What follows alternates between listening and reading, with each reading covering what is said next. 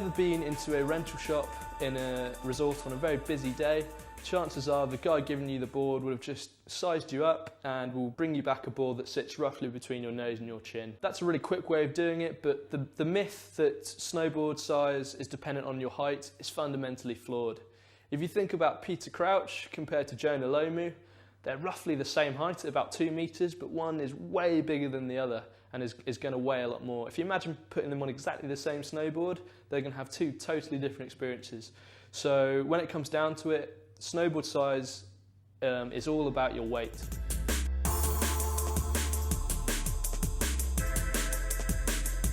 So once you've figured out your weight, you want to start thinking about the riding style that you're trying to get out of your new snowboard. If you're more into jibbing, chances are you're going to want a slightly shorter board than, say, someone who's looking to ride powder a lot, in which case you're going to want to size up.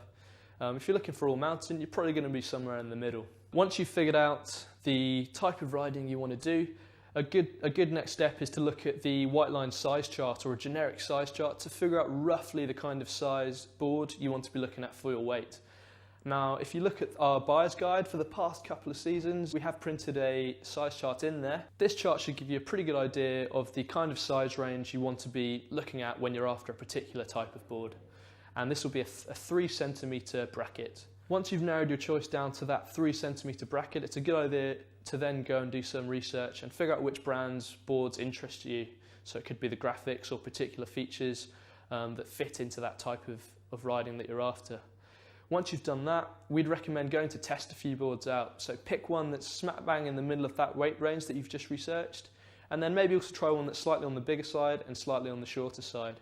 Because as with everything in snowboarding, everyone has their own personal take on things. In general, I prefer shorter boards for jibbing and for more all-mountain park riding, just because I feel like it gives me a little bit more manoeuvrability in the air. Other people, on the other hand, might prefer the added stability of a longer board, so it's definitely worth trying a few out and seeing what works for you. To complicate matters even further, many brands these days are bringing out snowboards that stray drastically away from the norm. The Burton Nug, for example, is designed to be ridden a lot shorter, and the brand new Yes 420, which is coming out this season, is drastically reduced in length, but has been built much wider with a much tighter side cut, which allows you to ride a really short board without compromising on performance. In these situations, it's worth looking at these unusual boards on a case-by-case basis. Go into a store, have a chat to the guy there, and they will be able to give you advice on these rather unusual models. In general though, if you can figure out the type of riding you want to do and the basic size range that you should be looking at, it's a really good starting point that you can take from there. Demo a few boards and try and figure out whether you want to board slightly on the lower end of that weight range or on the upper end of that weight range. Best not to stray outside because you could end up snapping a board or owning a board that rides you instead of you riding it. So to demonstrate how your board size is such a personal choice, I'm just going to go through these 2 snowboards that I've got here. On my left, we've got a lobster jib board in a size 148, and being a jib board, it is very soft, and at 148, this would actually be too short for me, even as a jib board.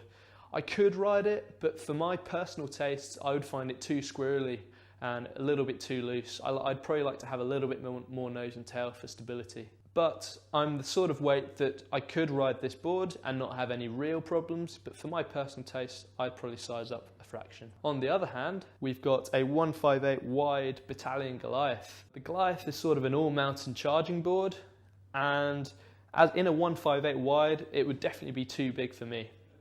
I could ride this thing in powder, and it would handle pretty decent in powder thanks to being so long and so wide, but on the piste, I'd probably find it difficult to control it really well, because my feet are only a size 8. Additionally, the length would mean that I'd have to put in quite a lot of effort to get the board to perform how I wanted it to. If I was to buy a Battalion Goliath as an all-mountain board for myself, I would probably be looking at more of the 155 to 156 range, and not in a wide either, being only 65 kilograms myself.